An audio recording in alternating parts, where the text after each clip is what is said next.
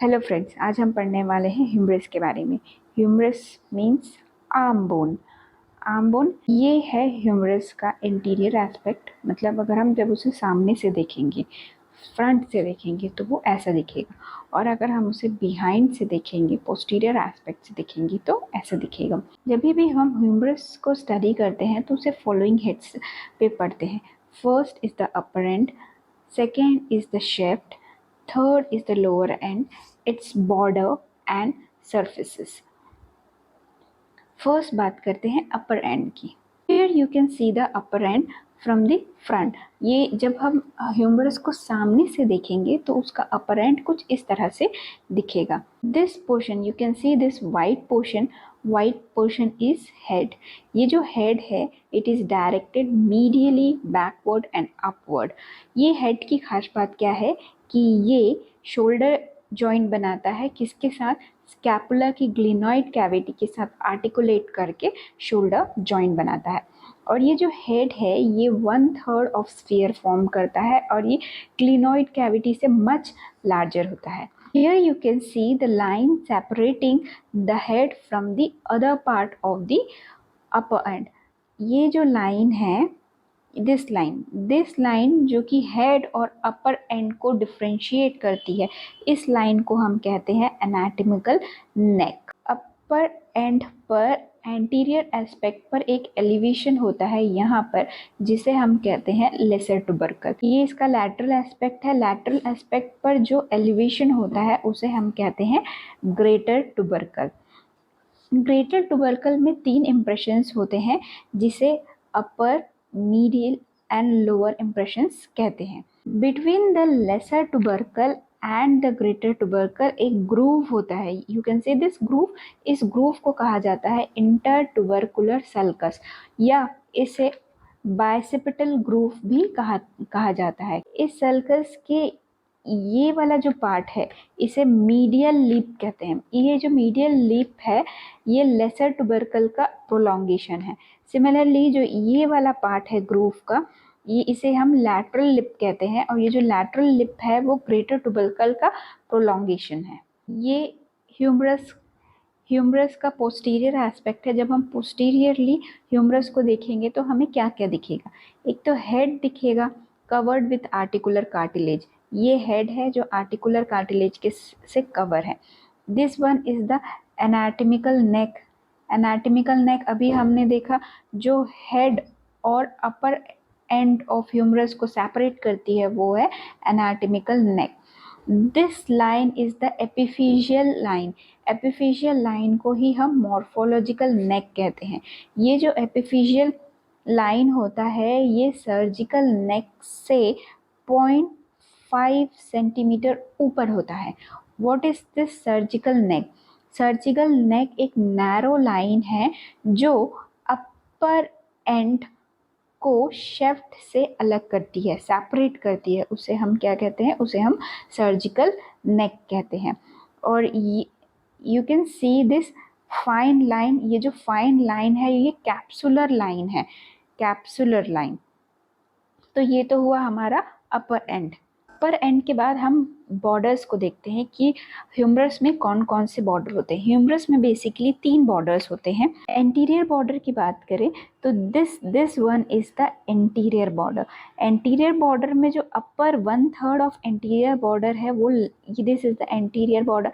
Upper 1/3 of anterior border क्या बनाता है? वो lateral lip of inter tubercular sulcus बनाता है। मिडिल पार्ट पर, जब हम मिडिल पार्ट पर आते हैं तो एंटीरियर बॉर्डर डेल्टॉइड टिब्रोसिटी का एंटीरियर मार्जिन बनाता है। This is the anterior margin of deltoid tuberosity. और लोअर हाफ में एंटीरियर बॉर्डर क्या हो जाता है? स्मूथ एंड राउंडेड हो जाता है। You can see here smooth and rounded हो जाता है। तो this is the anterior border. Next is the lateral border. Lateral border is prominent at the lower end. Lower end में ही प्रोमिनेंट होता है and it forms the supracondylar ridge. Middle part पर it is interrupted by radial और the spinal groove. ये जो lateral border है इसके जो मीडियल पार्ट है इस पे ये इंटरप्टेड होता है by groove of radial nerve. जिसे हम स्पाइनल ग्रूव या रेडियल ग्रूव भी कहते हैं। इस ग्रूव से वो इंटरप्टेड होता है और अपर पार्ट पर ये हार्डली ट्रेसेबल होता है, it is not visible very much. Then next is the medial border. Medial border forms the this is the medial border. This is the medial border. Upper portion में it forms the medial lip of intertubercular sulcus. Middle में rough होता है और lower portion में it is continuous with the medial supracondylar ridge. ये हुआ हमारा borders के बारे में। सर्फेसेस भी तीन होती है, anterolateral surface, anteromedial surface and posterior surface. यहाँ ये वाला पार्ट जो है वो पोस्टीरियर सर्फेस है। तो एंटीरियो लैटरल सर्फेस की बात करें तो एंटीरियो लैटरल सर्फेस जो है वो एंटीरियर एंड लैटरल बॉर्डर्स के बीच में होता है। Upper half of the surface is covered by deltoid. इसका जो अपर पार्ट है वो डेल्टॉइड से कवर होता है। middle is marked by a V-shaped deltoid tuberosity. Here you can see the V-shaped deltoid tuberosity. तो जो इसका middle portion है वो deltoid tuberosity से mark होता है, and behind the deltoid tuberosity the radial groove runs downward and forward across this surface. ये जो radial groove run कर रहा है across, ये anterior lateral surface का behind वाला part है। Then next is the anterior medial surface. This is the anterior medial surface. It lies between the anterior and medial border. Anterior and medial border के बीच में होता है। Upper 1/3 is narrow and forms the floor of intertubercular sulcus. ये जो intertubercular sulcus का जो floor है ये anterior medial surface form करता है। A nutrient foramen is seen on this surface in its middle. इसके मिडिल में ये न्यूट्रिएंट फोरामेन मिलता है near the medial border. Posterior surface, this is the posterior surface. Posterior surface is between the medial border and the lateral border. Its upper part is marked by oblique ridge, and middle 1/3 is crossed by the radial groove. So this is all about the surface of the humerus. Now coming to the lower end. Lower end की बात करें तो lower end of humerus forms the condyle, which is expanded from side to side and has articular and non-articular form.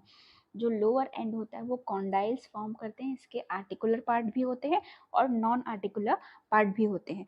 Articular parts की बात करें तो articular parts दो होते हैं। First is the capitulum and second is the trochlea. Capitulum जो होता है वो राउंडेड प्रोजेक्शन होता है। You can see this is rounded projection which articulates with the head of radius. जो रेडियल बोन होता है उसके साथ आर्टिकुलेट करता है। ये trochlea, talking about the trochlea, this is a trochlea, this portion is the trochlear portion and is a pulley shaped surface articulates with the trochlear notch of ulna. ये जो trochlear वाला पार्ट है ये ulna के trochlear notch के साथ articulate करता है। जो मीडियल एंड ऑफ ट्रॉक्लिया होता है वो लैटरल एंड से 6 mm ज़्यादा बड़ा होता है और this is responsible for the formation of carrying angle. जो कैरिंग एंगल बनता है उसके लिए रिस्पॉन्सिबल होता है ये जो ट्रॉक्लियर नॉच का बड़ा होना। Now coming to the non articular parts. Non articular parts में क्या क्या हैं? First is the medial epicondyle. जो मीडियल एपिकॉन्डाइल होता है ये प्रोमिनेंट बोनी प्रोजेक्शन होता है medial side of lower end में। लोअर एंड जब it is subcutaneous and easily felt on the medial side of elbow. Medial side of elbow में जो हमें प्रोजेक्शन फील होता है ये यही मीडियल एपिकॉन्डाइल है जो हमें फील होता है। Then second is the lateral epicondyle. Lateral epicondyle जो है वो मीडियल एपिकॉन्डाइल से छोटा होता है। Third is the lateral supracondylar ridge. Lateral supracondylar ridge जो होता है वो शार्प लैटरल मार्जिन फॉर्म करता है and it is just above the lower end. Just above the lower end क्या है? ये लैटरल सुप्राकॉन्डाइलर रिज होता है। Next is the medial supracondylar ridge. Medial supracondylar ridge similar to lateral supracondylar ridge है, लेकिन ये मीडियल एस्पेक्ट पे होता है। Next is the coronoid fossa. Coronoid fossa क्या है? ये एक डिप्रेशन होता है। जहाँ पे भी वर्ड फोसा है, it means it is a depression. Here you can see there is a depression. ये जो डिप्रेशन है is the coronoid fossa. Coronoid fossa जो है वो just above the anterior aspect of trochlear होता है। एंटीरियरली ट्रॉक्लियर के ऊपर में एक फोसा होता है जिसे हम कोनॉइड फोसा कहते हैं। क्यों होता है? It accommodates the coronoid process of ulna when elbow is flexed. इस कोनॉइड फोसा का यूज़ क्या है? To accommodate the coronoid process of ulna.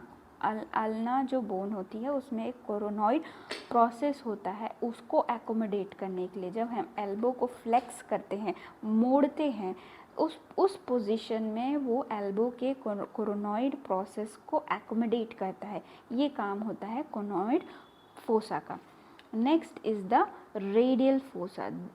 Fossa, ये जो डिप्रेशन यहाँ पे दिख रहा है ये होता है रेडियल फोसा।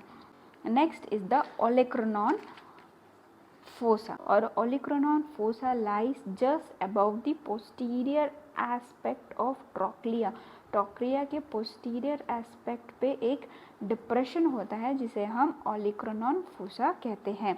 इसका यूज़ क्या है? It accommodates the olecranon process of ulna.